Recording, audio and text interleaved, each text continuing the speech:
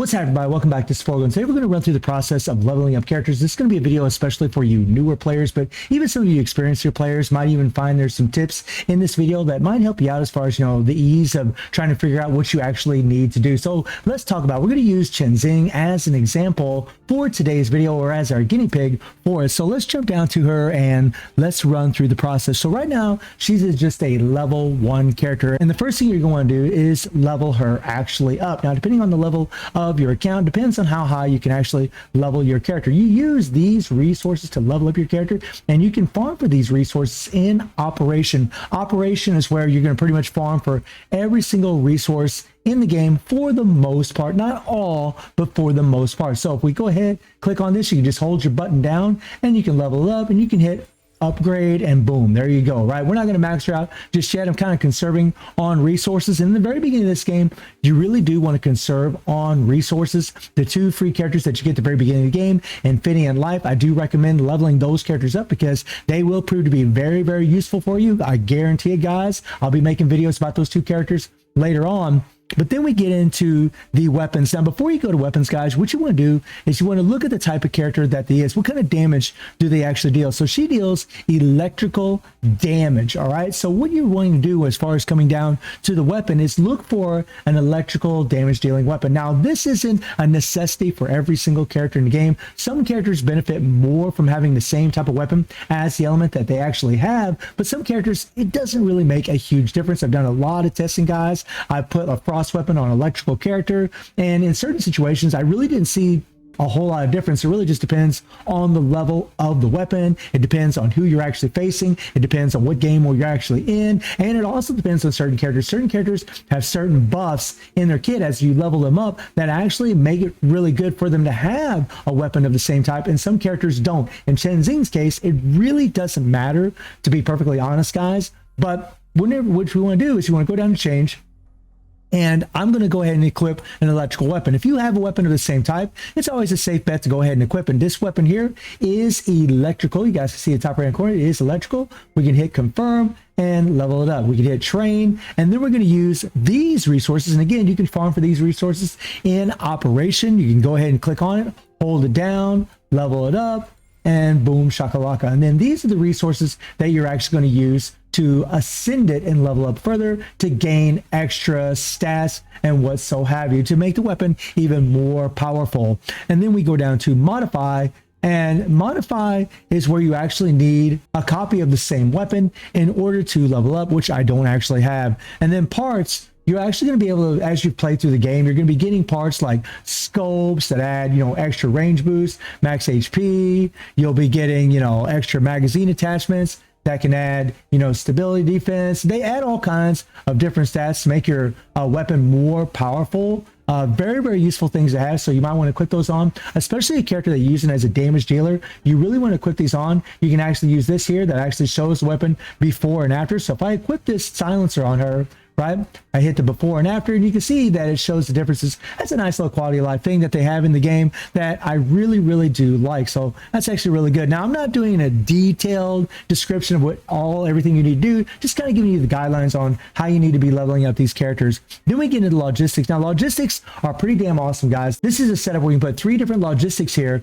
in order to get certain buffs. So for example, when I click on this thing, you're going to notice that we're going to have all these different logistics. Now, a little tip for you guys to figure out what logistics you actually need is we'll go back here, we go into operators here, and we click on view details, and we go to recommend. In recommend, guys, they recommend the weapon and the certain logistics for the character. You can see they recommend the odd alley cat for her as far as a weapon, and they recommend the Sacred Squad for her logistics, right? So you know exactly what logistics, what weapon to equip on each character. This is actually really, really good. And then when you want to go more OP, you want to use the limited style, then you know she needs the Trials Eve here, and she needs the Zene Squad logistics, right? And so that's how you know what logistics, what weapon to equip on the character. That's a nice little quality of life thing that they have in the game that really helps you as far as leveling up the characters. But something else that you might not know is that whenever you equip a certain logistic on the character, right,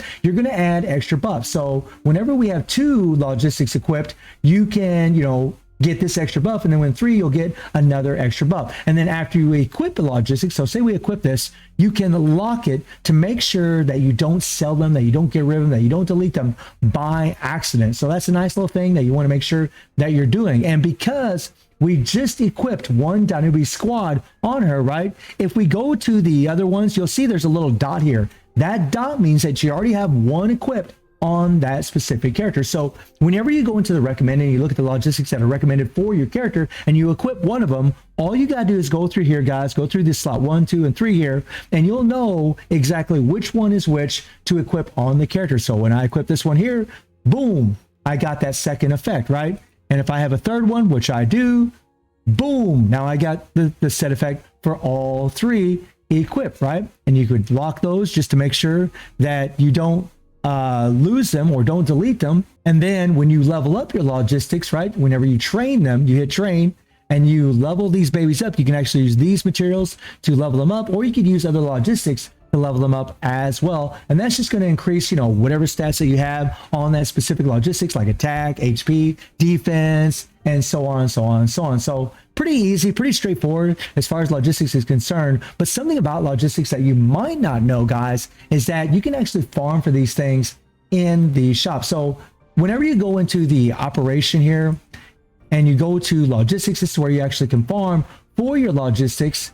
You can actually acquire the certain logistics that you want. So when you click on this here and you take a look at the actual recommended logistic that you need. So for example, I need a Twilight Squad for a specific character. I have this equipped on them. And then whenever I reach the pity here, then I will actually get one of these logistics, and it will run through this process 3 times in a row to where you can get the actual set. And these little numbers here, this plus 16, plus 13, plus 10, this is the amount of gain that you're actually going to get on this pity. So whenever you're playing on Nightmare, you're going to get 16 progress down here. You need 100 to go to all the way to the pity. So in other words, the higher this number is, the less of this material that you're actually going to use to reach this pity. So it's very, very important to get through that story mode, get as high as you can, so you can unlock these higher levels. So that way you don't use as much of these materials to acquire the logistic that you need. And something else that you might not know about logistics is whenever you go into storage down here, guys, and you click on logistics,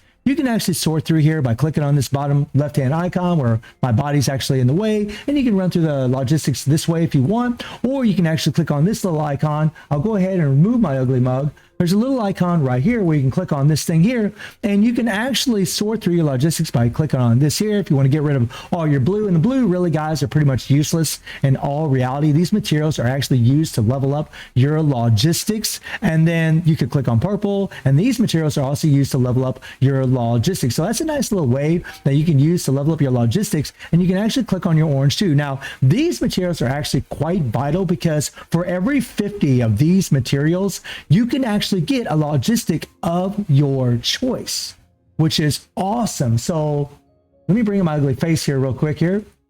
Let me show you what I'm talking about, guys. So let me click off of this and let's find some of these here, right?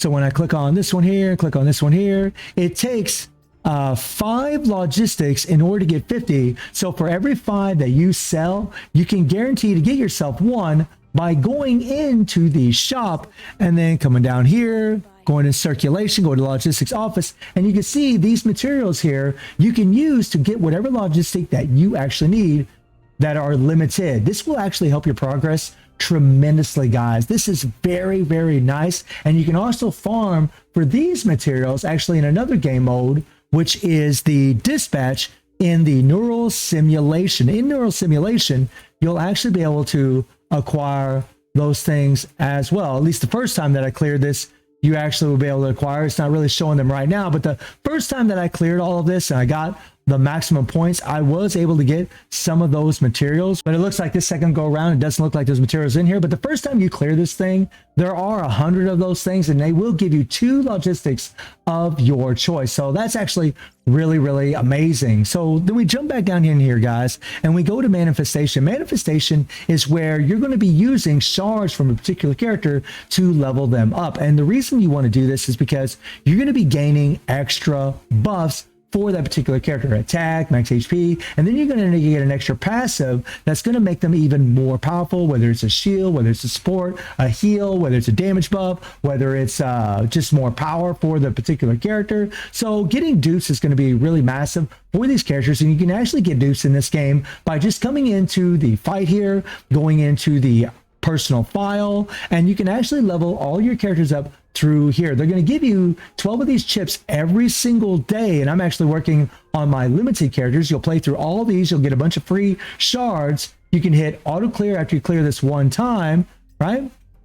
And then you're actually going to get shards every single day. That is awesome. The beautiful thing about this game is that even for your limited characters, even for the limited character in the banner or just the regular limited characters that they offer you in the game, you can farm for them every single day, guys, which is awesome, right? That is damn sweet that you can do that, and it doesn't even use any of these materials to do that. So that's actually really, really good. So as an example of this process, we'll go back into operators, we'll go down to Benzing here, and we'll click on manifestation, and we'll start leveling her up, right? We got 60 shards here.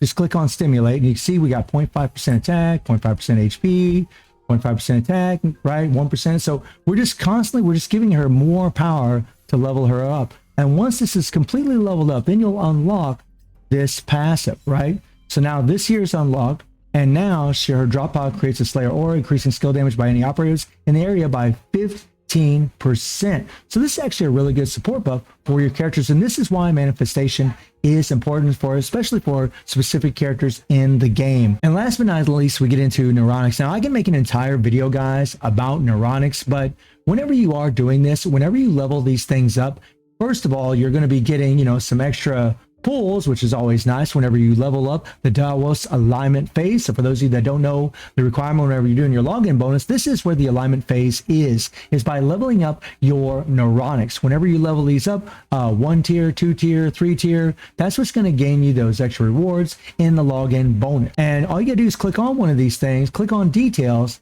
and then you're going to use certain materials to level them up. These materials here, where you can actually farm in operation. Everything is in operation as far as farming for all these characters. And whenever you are doing neuronics, guys, you really do want to pay attention to what neuronics do what for the character, because you know, you're trying to conserve on your resources as you level them up. We kind of keep clicking out of here, but you really want to pay attention to the neuronics that you are using for the character. So anytime I do a review for a character, I'm going to tell you the first neuronics that you should be leveling up. But again, you can farm for all the materials that you need in operation, right? And operation is, click on this. I don't know whether there's some kind of bug when you click on this button. It doesn't seem to want to get out of there, but we go into fight. This is operation. And again, this is where you can farm for all your materials to level up your character, right?